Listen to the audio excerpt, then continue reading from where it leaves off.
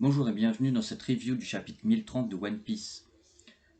À l'ouverture de ce chapitre, on peut voir une vignette à la demande d'Ebi, qui veut dire serpent en japonais il me semble, où l'on peut observer Brook qui croise prudemment la route d'un défilé d'une armée de fourmis.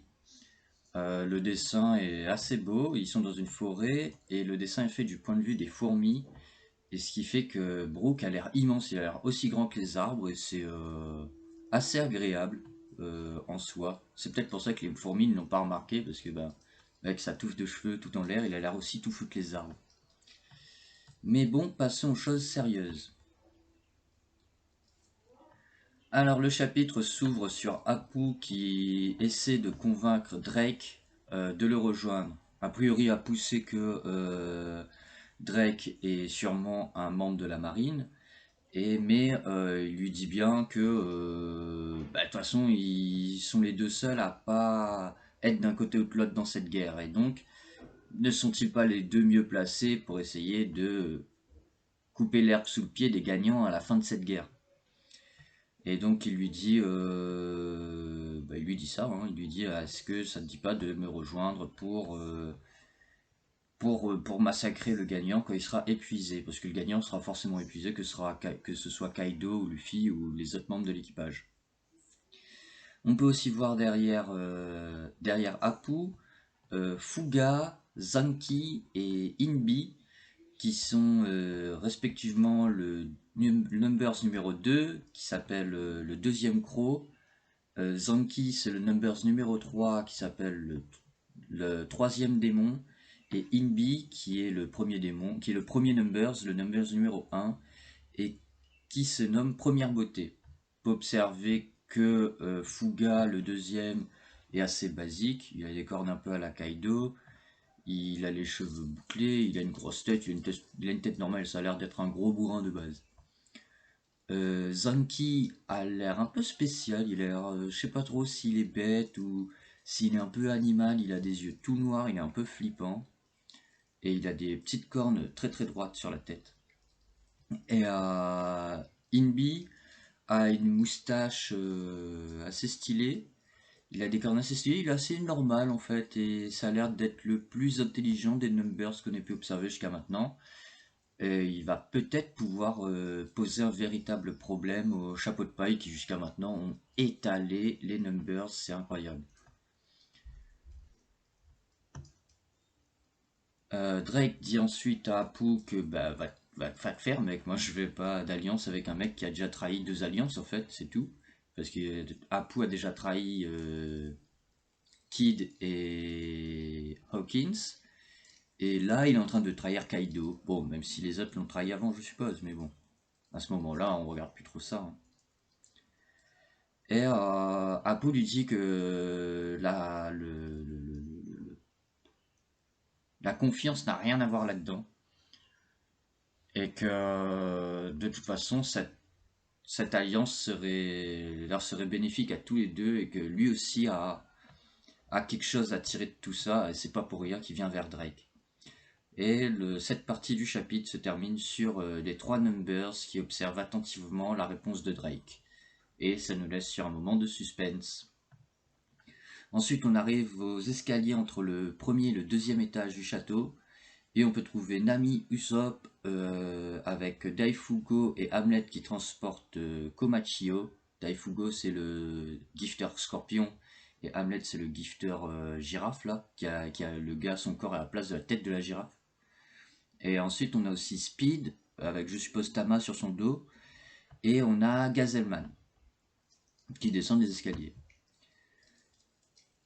Et ensuite, ils entendent des cris au loin dans la foule où les mecs sont en panique. Parmi la panique des flammes et de la guerre, il y a aussi une panique de mecs qui sont là en mode ah non, il y a un mec sans corps qui court, mon dieu. Et, euh, et on peut voir que Nami et Usopp reconnaissent directement la scène parce qu'ils l'ont déjà vu. Ils ont déjà vu ces jambes courir partout dans un pays froid. Et en fait, c'est Kinemon, c'est le bas du corps de Kinemon, mais avec une légère différence, c'est que à Punk Hazard, on voyait, il y avait rien, il y avait une coupure clean et il se passait rien d'autre, comme pour Baggy quand il sépare son corps. Et là, on peut voir qu'il y a du sang qui émerge du haut du haut des jambes. Et Usopp attrape les jambes de Kinemon en essayant de le raisonner, mais comme Kinemon n'a pas d'oreille sur cette partie de son corps, il ne peut pas les entendre. Cependant, il peut parler, car il faut se souvenir que Kinemon a la capacité de parler avec ses fesses, un pouvoir incroyable. Et du coup, il essaie d'attraper Kinemon, et il est surpris parce qu'il y a beaucoup de sang, et il se demande s'il va bien. Et pour faire connaître leur présence et qui ils sont, Nami dessine le croissant de lune de l'Alliance sur les fesses de Kinemon, qui comprend directement, ce qui est assez incroyable, parce que moi j'aurais pas reconnu, je pense. Un petit doigt qui passe comme ça sur vous, ok.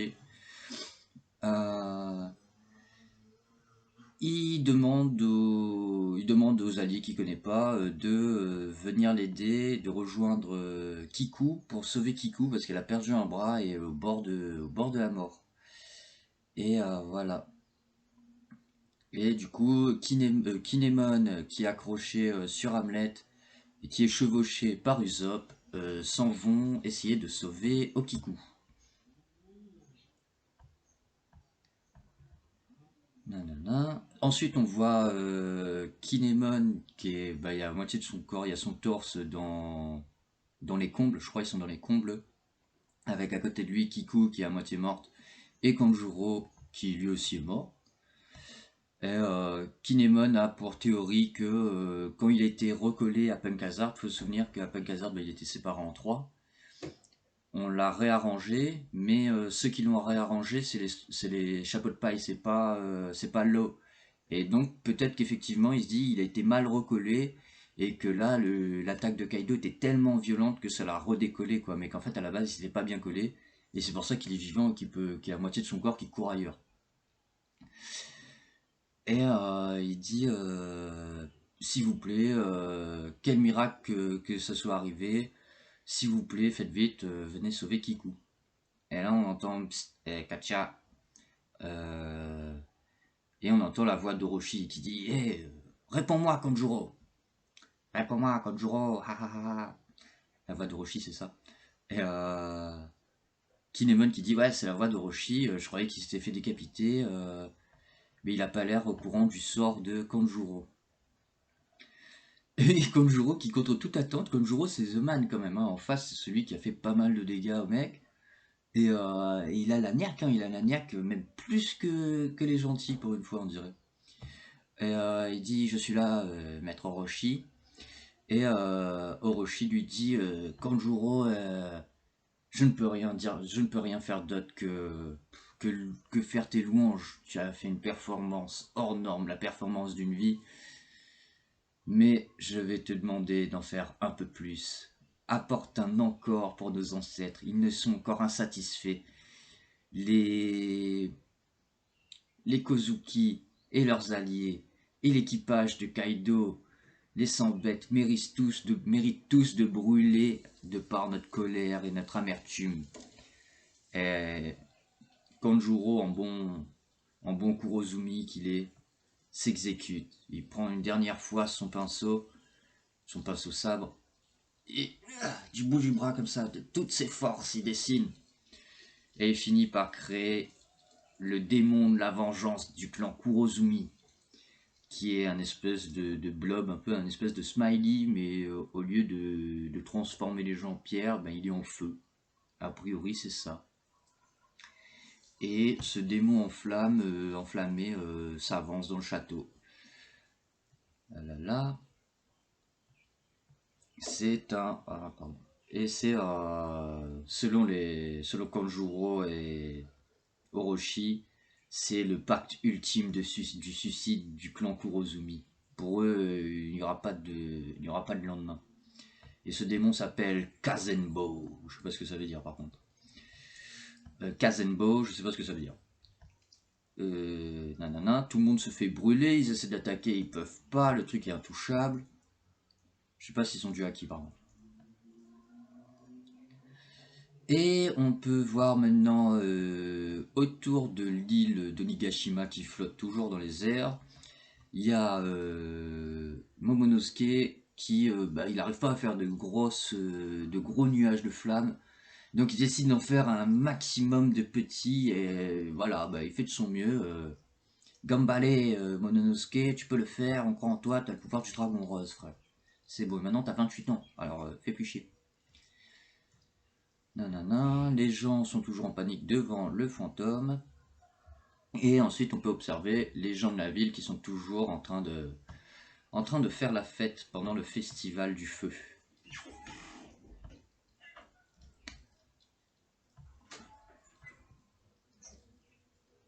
Ouais, faire. Euh, Ensuite, on peut observer bah, les membres de l'Alliance qui sont toujours en train de se battre, mais tout en fuyant les flammes. Ensuite, il y a une petite case hyper stylée, sans parole, une case toute simple dans le coin où on voit le membre qui a l'air d'être le chef des CP0 avec son petit chapeau et son masque, et je crois qu'il a une cicatrice ici, là. Et en costume, il avance silencieusement, suivi par le grand mec qui a un chapeau, qui a un masque de, je sais pas, on dirait un peu un masque indien, ou je sais pas trop. Et ils avancent. Je suppose qu'ils se dirigent à la case d'avant. On voit Nico Robin. Je suppose qu'ils se dirigent vers Nico Robin comme prévu. Ils doivent la récupérer.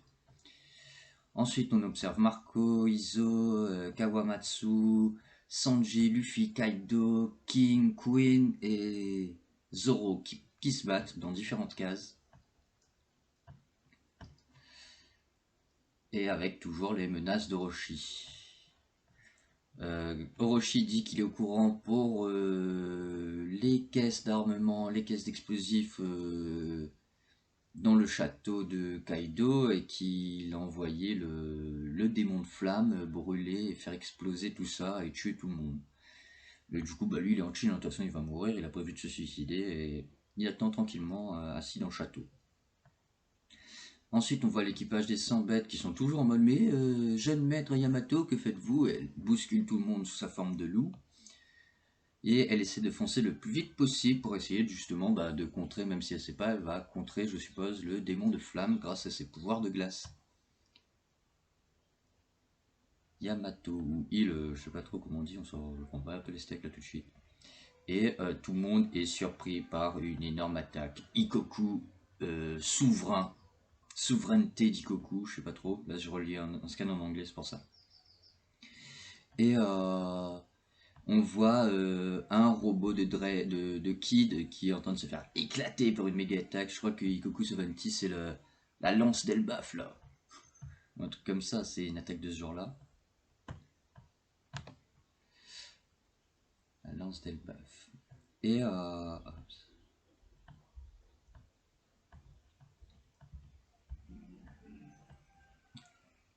et on peut voir Big Mom qui débarque. Elle débarque toute contente avec Napoléon qui est en forme, grosse épée. Il y a même de la foudre sur lui, j'ai l'impression. Et elle est sur le dos de Prometheus et elle poursuit Kid dans les airs. Kid se rappelle la conversation qu'il venait d'avoir avec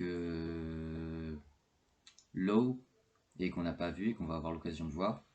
Et où il lui dit Trafalgar, est-ce que tu peux éveiller ta compétence, ton fruit?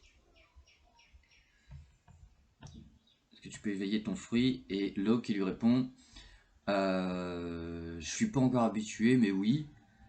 Je ne l'utiliserai que si je suis proche de la mort. Ça brûle beaucoup trop d'énergie pour être utilisé en combat réel.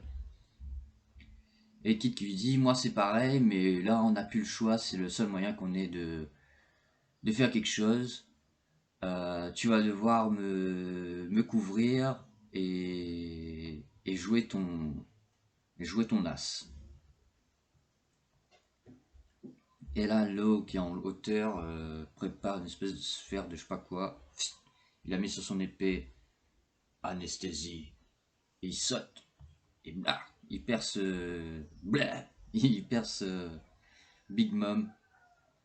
Et il lui dit que la coupure extérieure de cette attaque est inoffensive, mais Kroom,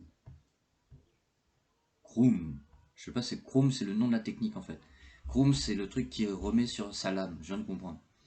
Et Kroom influence le corps, agit sur le corps d'une façon différente. Et donc là, il fait Shock Wave. Et, ça fait une énorme explosion autour de Big Mom. Big Mom, elle crache de la fumée, elle vomit un peu du sang et tout, elle est en train de saigner. Elle arrive même plus à parler, elle dit espèce de petit con, des cons, au lieu d'espèce de petit con. Et Kid profite de l'occasion, de la distraction pour attaquer Big Mom. Et il utilise une technique qui s'appelle a sign, assignement. Où en fait, il magnétise Big Mom. Et Napoléon se retrouve collé à Big Mom, donc elle peut plus l'utiliser pour l'instant. Et elle se rend compte qu'elle est devenue un aimant. Les armes de tout le monde s'envolent vers Big Mom.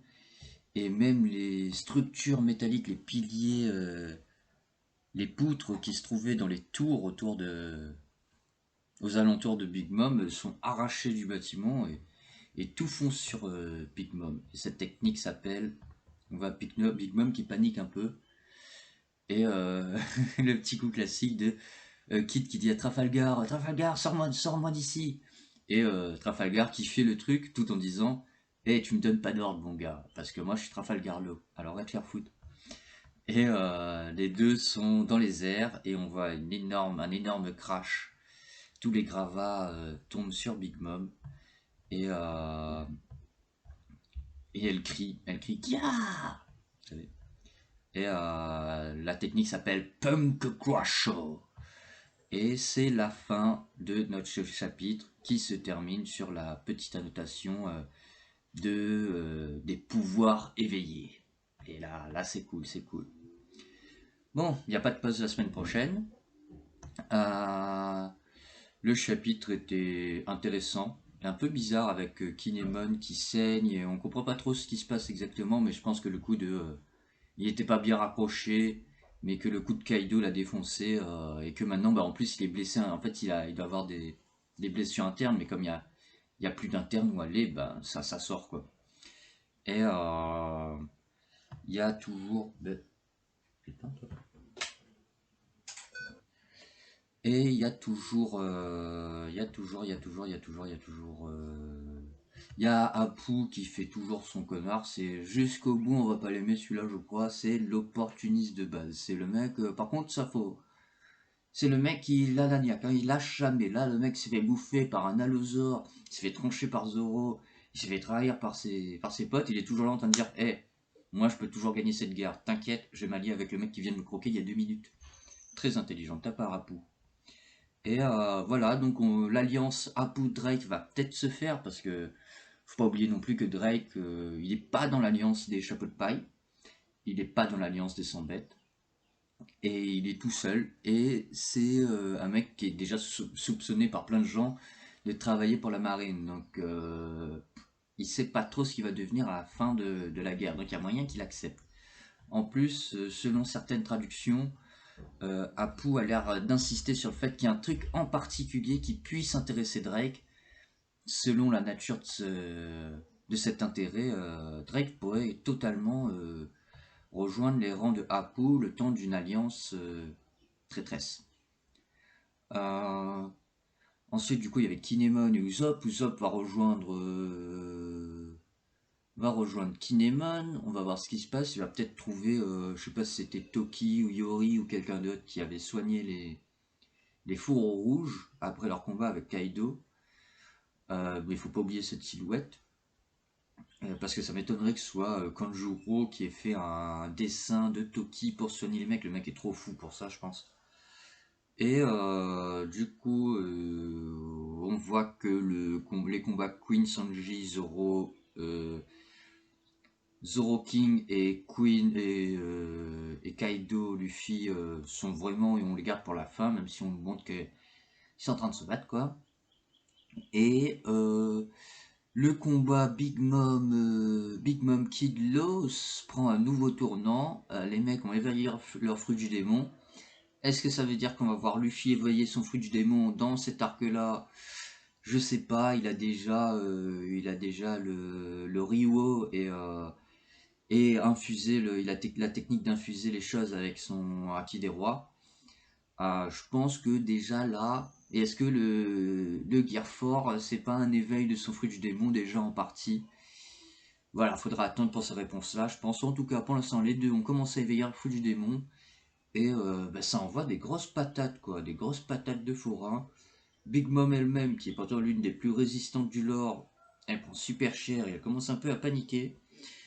Et on va voir, on va voir. Je pense qu'il y aura encore deux trois retournements où Big Mom va dire ah c'était pas mal les gars, va encore cracher du sang, mais maintenant vous êtes à moi, ils seront au sol, elle va vouloir la massacrer. Il va se passer un nouveau truc. Voilà, je pense qu'on est bientôt sur la fin de ce combat. Et voilà, que nous reste-t-il à voir? Ah, il y a Yamato qui va du coup affronter le fantôme démon de Kanjuro et Orochi.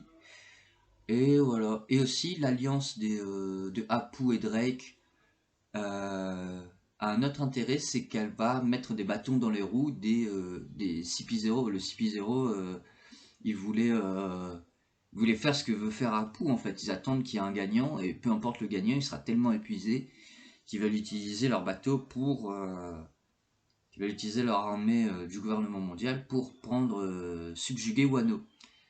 Et donc, il y aura une bataille à trois camps. Le camp de l'Alliance des Chapeaux de Paille avec Wano, le camp de Apu avec ses Numbers et peut-être d'autres gens et peut-être Drake, et le camp du gouvernement mondial avec le CP0. Et voilà, je crois qu'on a fait le tour du chapitre. On a le prochain chapitre la semaine prochaine. Sur ce, je vous dis bonne semaine et à la prochaine pour une review ou un autre type de vidéo. Voilà, au revoir.